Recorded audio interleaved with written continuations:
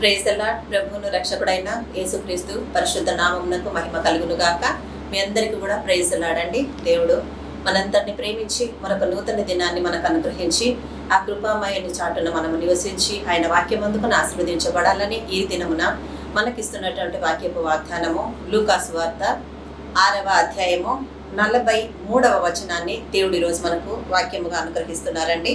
లూకాసు వార్త 6వ అధ్యాయము 43వ వచనాన్ని దేవుడు ఈరోజు వాక్యముగా అనుగ్రహిస్తున్నారు. ఆ వాక్యము, ఏ మంచి చెట్టునను పనికి మాలిన ఫలములు ఫలింపవు, పనికి మాలిన చెట్టున మంచి ఫలములు ఫలించవు అని దేవుడు ఈరోజు మనకి వాక్యము ద్వారా తెలియజేస్తున్నారండి. ఆ వాక్యము, చదవబడిన వాక్యము, ఏ మంచి చెట్టునను పనికి మాలిన ఫలములు ఫలింపవు అని మొదటిగా అంటున్నాడు. ఇక్కడ చెట్టు ఫలాలు అంటే ఫలింపు కలిగినటువంటి ఒక జీవమును గురించి దేవుడు మాట్లాడుతున్నాడండి. అందుకే దేవుడు సెలవిస్తూ చెప్తున్న మాట, ఏ మంచి చెట్టునను మంచి ఫలములు ఏమై ఉన్నాయి, ఫలములు ఫలింపవు అని అంటున్నాడు దేవుడు. అంటే మంచి చెట్టుకు పనికి మాలిన చెట్టుకు మంచి ఫలాలు ఫలింపవు అని అంటున్నాడు. అదేవిధంగా పనికి మాలిన చెట్టున మంచి ఫలములు కూడా ఫలింపవు అని దేవుడు సెలవిస్తున్నాడు. ఇప్పుడు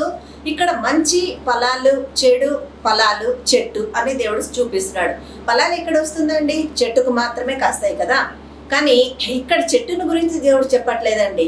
ఆయన బిడ్డలమైన మన గురించి దేవుడు మనతో మాట్లాడుతూ సెలవిస్తున్నాడు కదా. కొన్నిసార్లు ప్రియ సహోదరుడి, సహోదరుడా, దేవుడు మనతో ఎన్నోసార్లు మాట్లాడి ఉంటాడు. దేవుని బిడ్డలమైతే ఆయనలో బలం పొందుకొని కొన్ని ఇంటి విషయాల్లో కానీ, పిల్లల విషయాల్లో కానీ, ఇంకా కూడా అన్ని విషయాల్లో కూడా మనం సోలిపోయిన క్షణాలు మన జీవితాల్లో ఉంటాయి. కానీ కొన్ని సందర్భాలలో మన పిల్లలే మన మాట వినకున్నప్పుడు, లేక మన మాటను సీరియస్గా తీసుకున్నప్పుడు, లేక మన మాటకు విధేయత చూపించనప్పుడు వాళ్ళని గురించిన ఆలోచన ఇంకా అధికమవుతుంది కదండి. తండ్రులకు కూడా ఆలోచన ఉండవచ్చు.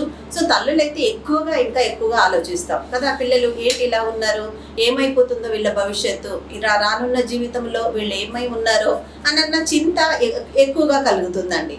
అటువంటి దేవుడు మనతో మాట్లాడుతున్నాడు ఈరోజు. ఇక్కడ చెట్టును గురించో, ఫలాలను గురించో, అది కూడా మంచి చెట్టు గురించో, మంచి ఫలాలను గురించో దేవుడు చెప్పట్లేదండి.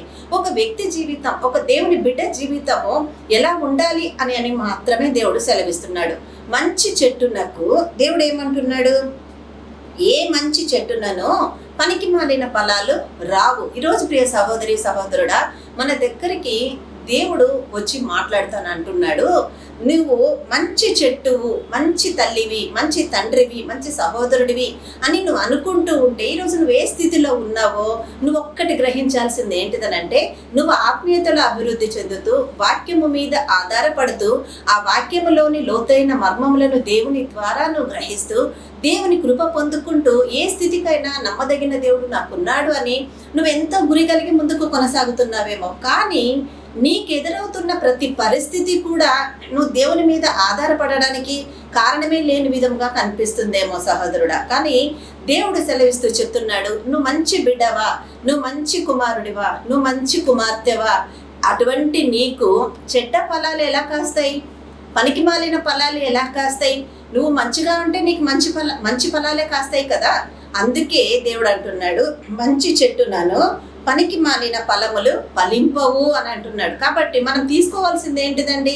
నేను దేవునిలో మంచిగా ఉన్నాను, నేను దేవుని మీద ఆధారపడి ఉన్నాను, దేవునిలో ఎదుగుతున్నాను, దేవుని కృప పొందుకున్నాను, ఆ దేవాది దేవుడి చేతులలో నేనున్నాను. ఆయన ఇచ్చిన ధైర్యముతో, ఆయన ఇచ్చిన దయతో నేను ఆయనలో ధైర్యముగా, నిబ్బరముగా ముందుకు కొనసాగగలుగుతున్నాను అని మనల్ని మనం బలపరుచుకుంటేనే ఆయనలో కొనసాగుతున్నాం కదండి.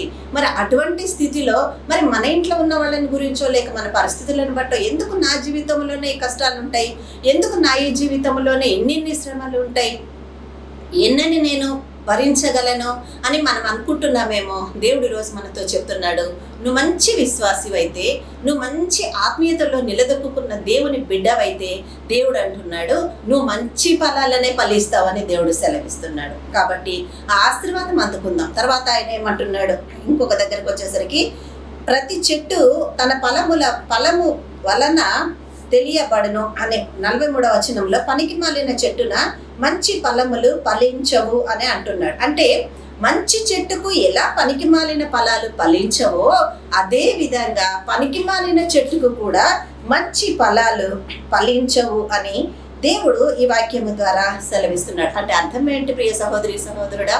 ఈరోజు మీరు నేను మనము గ్రహించాల్సింది ఏంటిదనంటే, నేను నా భారమంతా నా యేసయ్య మీద పెట్టి ఆయన దగ్గర నేను ముందుకు కొనసాగుతూ ఆయన చెప్పిన మార్గంలో నేను నిలిచినప్పుడు లోకానుసారంగా ఎన్నో వస్తున్నాయి నా దగ్గరికి, కానీ వాటిని చూసి నేను కృంగిపోకూడదు. దేవాది దేవుని యందు బలము కలిగి ముందుకు కొనసాగాలి. ఎందుకంటే నా నిరీక్షణ నా యేసయ్యలో అని ధైర్యము తెచ్చుకొని ముందుకు కొనసాగిన క్షణములో ఒక్కటి తలంచుకుందామండి, మనం మంచి చెట్టును నేను మంచి ఫలాలని ఫలిస్తాను అని నా దేవుడు నాకు సెలవిస్తున్నాడు.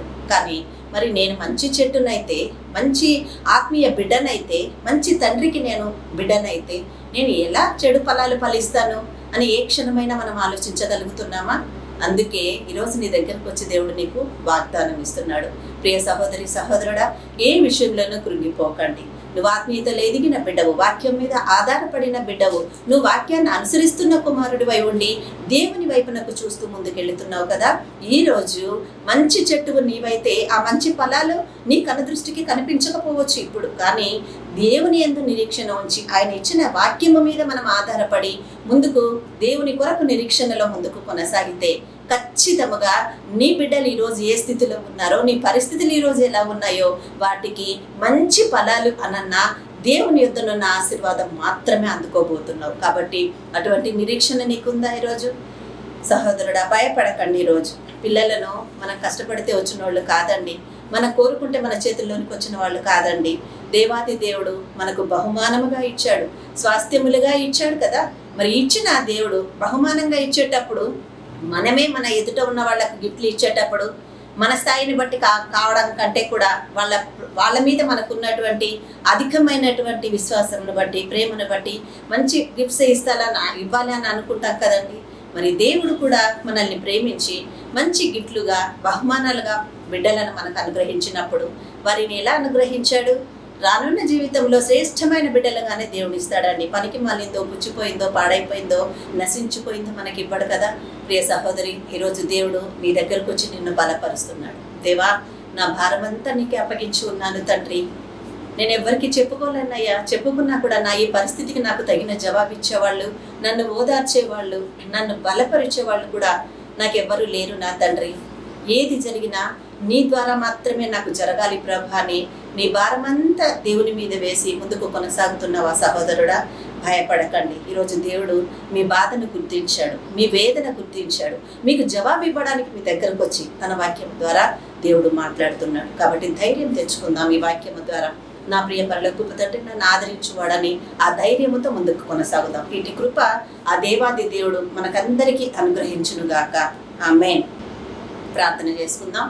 ప్రభా, నీకు స్తోత్రములు, వందనాలు, స్తుతులు తండ్రి. ఎంత గొప్ప మహిమ కలిగిన తండ్రివయ్యా, నువ్వు దిగి వచ్చి చక్కటి వాక్యంతో మాతో మాట్లాడావు తండ్రి. లూకాసు వార్త 6వ అధ్యాయము 43వ వచనము ద్వారా మీరు మాట్లాడారు తండ్రి. ఏ మంచి చెట్టునకు కూడా చెడ్డ ఫలములు ఫలింపవని నువ్వు సెలవిచ్చావు, ఏ చెడ్డ చెట్టుకు కూడా మంచి ఫలాలు ఫలించవు అని అంటున్నావు. అంటే ఈరోజు మా ఆలోచన విధానాన్ని మేము సరి చేసుకోవాలి నా యేసయ్య. నీ కృపలో నీ వాక్యమును పట్టుకొని ప్రభా, నీవు ఇచ్చిన మర్మమును గ్రహించి నీ విశ్వాసములే మేము ముందుకు కొనసాగడానికి మమ్మల్ని అందరినీ నీవు సిద్ధపరిచినందుకు మీకే కృతజ్ఞత వందనాలు. మీరు ఇచ్చిన ఈ ధైర్యమును బట్టి మీకు స్తోత్రములు, వందనాలు, స్తుతులు చెల్లిస్తున్నాము నా యేసయ్య. ప్రభా, నా యేసయ్య, నా తండ్రి, దైవ సేవకులను మీరు జ్ఞాపకం చేసుకునండి అయ్యా. ఇదిగో సువార్థికులు ఎక్కడెక్కడికి వెళ్ళి సువార్తను ప్రకటిస్తున్నారో వారి ముందు వెనుక మీరు ఆవరించి క్షేమకరంగా ఆ సువార్త విషయంలో సహాయం చేసి మీరు మహిమ పొందమని ప్రార్థిస్తున్నాం.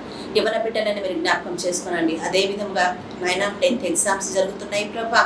రానున్న నెలలో ప్రభా, ఇదిగో స్టేట్ సిలబస్ ఎగ్జామ్స్ కూడా మొదలవబోతున్నాయి తండ్రి. మీరు జ్ఞాపకం చేసుకుని నీ బిడ్డలకు చక్కటి జ్ఞానమును దయచేయండి యేసయ్య.